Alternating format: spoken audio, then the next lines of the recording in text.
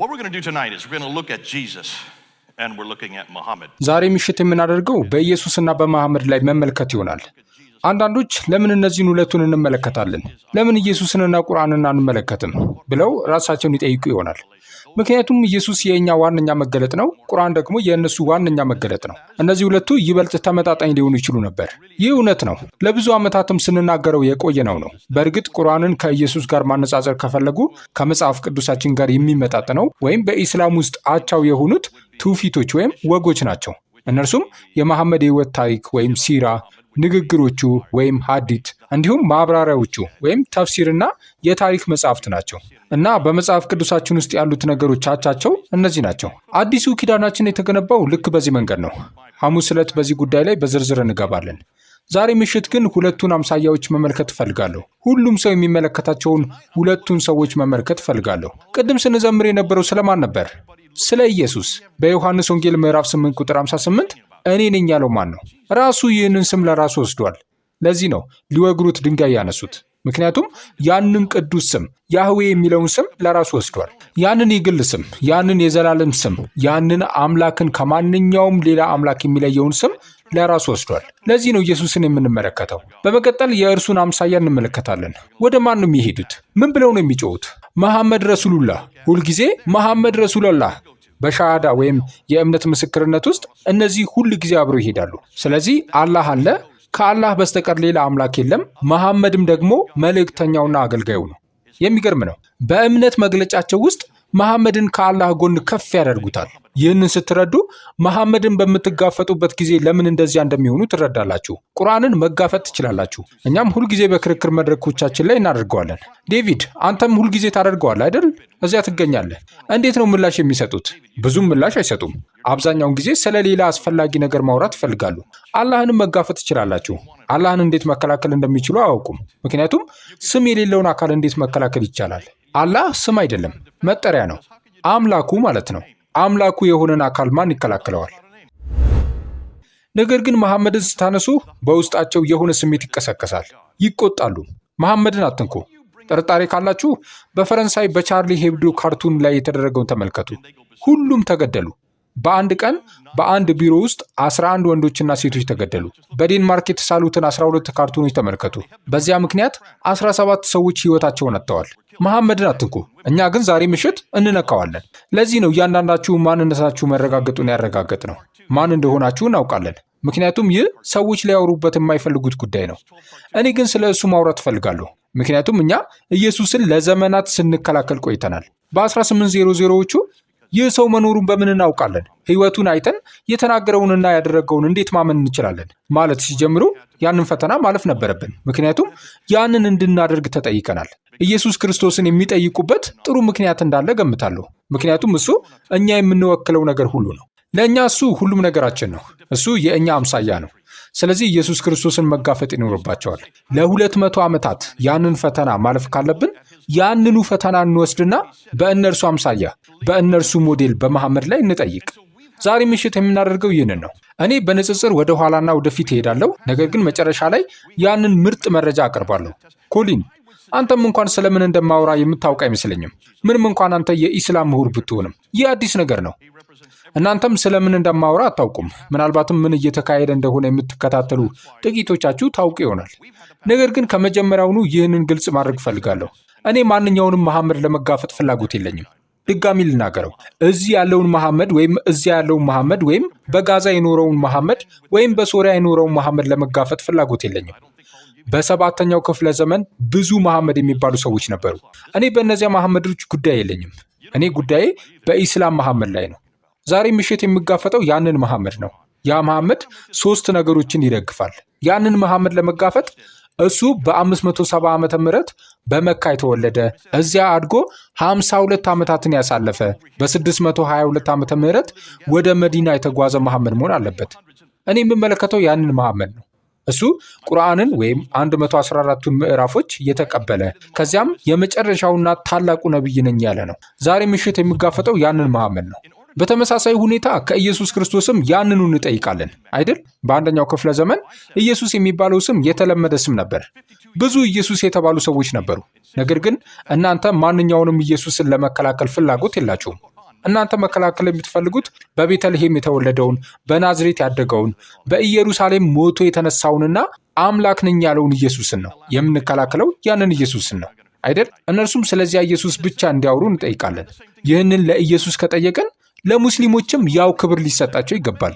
እነርሱም የራሳቸውን መሐመድ መከላከል አለባቸው፣ ማንኛውንም መሐመድ አይደለም። ይህንን የምናገረው በዋናነት ለሚከታተሉን ሰዎች ነው። ባለፈው ክረምት በዚያ ጉዳይ ብዙ ጥያቄዎችና ትችቶች ቀርበውልኝ ነበር። ብዙዎች ጄይ ስለምን እንደምታወራ አታውቅም፣ መሐመድ እኮ በተለያዩ የታሪክ መዛግብት ውስጥ አለ እያሉ ይሞግቱኝ ነበር። እኔ ግን የምላቸው ጊዜ ለምን በከንቱ ታባክናላችሁ ነው። እኔ የምፈልገው ሙስሊሞች ሊከላከሉለት የሚገባውን ያንን መሐመድ ነው። በቅዱሳት መጽሐፍቶቻቸው፣ በትውፊቶቻቸው፣ በሕይወት ታሪካቸውና በንግግራቸው ውስጥ ያለውን መሐመድን ነው ዛሬ ምሽት የምጋፈጠው። የምፈልገው እሱን ነው።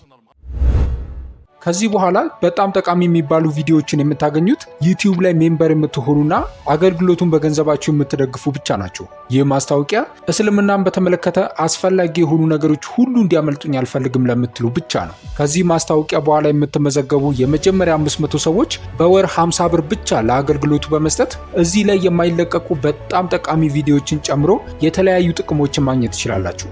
የመጀመሪያዎቹ 500 ሰዎች ከተመዘገቡ በኋላ ከ50 ብር በተጨማሪ የሚያስከፍሏችሁ ነገሮች ይኖራሉና በዚህ እድል እንድትጠቀሙ አበረታታችኋለሁ። ከኢትዮጵያ ውጭ ያላችሁ ደግሞ በ$3 ብቻ ሜምበር መሆን ትችላላችሁ። በኢትዮጵያ የምትኖሩ በዚህ ስልክ ቁጥር ማገልገል እፈልጋለሁ የሚል አጭር የጽሑፍ መልእክት በመላክ መመዝገብ ትችላላችሁ። ከዚህ ማስታወቂያ በኋላ ሜምበር ከሆናችሁ ብቻ የምታገኟቸው ቪዲዮዎችና ተጨማሪ ነገሮች ይኖራሉ።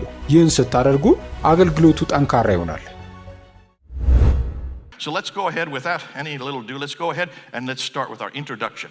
Now, here's the Muslim position. የሙስሊሞችን አቋም እንመልከት። መሐመድ የሁሉም ሰው አምሳያና ሞዴል ነው ብለው ያምናሉ። እሱ የነቢያት መደምደሚያ ወይም ማህተምና ለሁሉም ዘመን፣ ለሁሉም ስፍራና ለእኛም ጭምር ምሳሌ ነው ይላሉ። ስለዚህ እኛም እንደ ነቢይ ልናከብረው ይገባል ይላሉ። እርሱ ያደረገውንና የተናገረውን ሁሉ ማድረግና መናገር አለባቸው። እርሱ ጺም ካለው ወንዶቹም ጺም ለመያዝ ይታገላሉ። እርሱ አጭር ሱሪ ከለበሰ እነርሱም አጭር ሱሪ ይለብሳሉ። በእንጨት ወይም በመፋቂያ ጥርሱን ከፋቀ እነርሱም ያንኑ ያደርጋሉ። ለምን? ምክንያቱም እሱ አምሳያቸው ስለሆነ ነው። በ21ኛው ክፍለ ዘመን የምዕራባውያን መመዘኛ አትመዝኑት፣ ምክንያቱም የእሱ ምሳሌነት ሁለንተናዊ ነው ይላሉ። እርሱ ከሁሉም መመዘኛዎችና ስነ ምግባሮች በላይ ነው ባዮች ናቸው። የምዕራባውያን ችግር ደግሞ የተሳሳተ አምሳያ መከተላቸው ነው ይላሉ። ታዲያ ለምንድን ነው ብዙ ሰዎች ያንን አምሳያ ትተው ወደ ምዕራቡ ዓለም ወደ ብሪታንያ የሚመጡት? ምክንያቱም አብዛኞቹ ሙስሊሞች በዚያ አምሳያ ስር መኖር አይፈልጉም። እነርሱ መሐመድ ስነ ምግባራዊ ነው ወይስ አይደለም ብለው አይጠይቁም። የእርሱን አርአያ ለመከተል ብቻ ይተጋሉ። ችግሩም የሚጀምረው እዚህ ጋር ነው። Now our position is just the opposite. የእኛ አቋም ደግሞ የዚህ ተቃራኒ ነው። ሙስሊሞች ሁልጊዜ እኛ ኢየሱስን እንወዳለን፣ እናንተ ለምን መሐመድን አትወዱም ይሉኛል። ችግሩ እዚህ ጋር ነው። ኢየሱስን ሁሉም ይወደዋል፣ ሙስሊሞችም ይወዱታል፣ ማዶናም ትወደዋለች። መሐመድን ግን ምን እናድርገው? ዛሬ ምሽት እንደምትመለከቱት መሐመድን የማንከተልበት የራሳችን ምክንያት አለን። ከኢየሱስ በኋላ ሌላ እውነተኛ የመጨረሻ ነቢይ የለም ብለን ስለምናምን እሱን እንደ መጨረሻ ነቢይ አንቀበለውም። የእኛ አምሳያ ኢየሱስ ክርስቶስ ነው። እኛ የምንመራው በእሱ ምሳሌነትና መመዘኛ ነው። የሚገርመው ደግሞ ሁሉም ሰው የሚፈልገው የእሱን ሁለንተናዊ ምሳሌነት ነው። ለምንድን ነው ወደ ምዕራቡ ዓለም የሚመጡት? እኛ ጋር ያለው በእነሱ አገር የሌለው ምንድን ነው? እኛ ጋር አሁንም ድረስ ትክክልና ስህተትን የሚለይ አይሁዳዊ ክርስቲያናዊ ትውስታና ቅርስ ስላለ ነው። ለምሳሌ የሴቶችን እኩልነት የሚያራምደው የእኔም ወይም ሚቱ ንቅናቄ መነሻው ኢየሱስ ሴቶችን ከፍ ማድረጉ ነው። እኛ ጋር ያሉ ታላላቅ ተቋማት ሁሉ የተገነቡት በኢየሱስ ትምህርት ላይ ነው። ለዚህ ነው ሙስሊሞች ወደ እኛ የሚመጡት እንጂ እኛ ወደ እነሱ የማንሄደው። ያንን አምሳያ አንወደውም። በሰዎች፣ በሴቶች፣ በቤተሰብና በጎረቤት ላይ የሚያደርገውን ነገር አንቀበለው።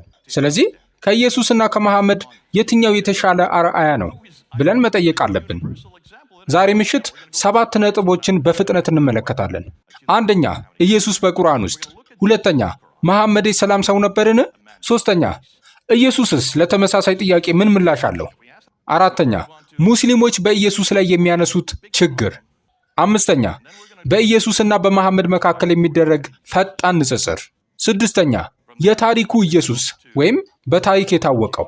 ሰባተኛ፣ የታሪኩ መሐመድ። በመጨረሻም በታሪክ የታወቁትን ኢየሱስንና መሐመድን አነጻጽረን እናጠቃልላለን። So let's start with Jesus in the Quran.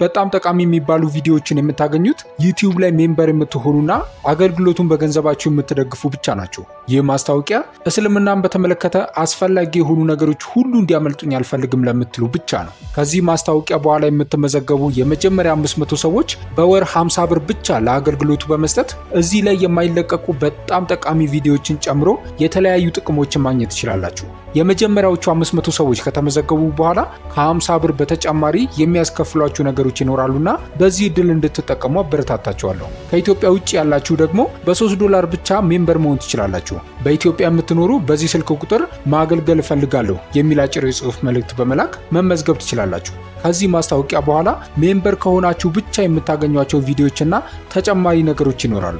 ይህን ስታደርጉ አገልግሎቱ ጠንካራ ይሆናል።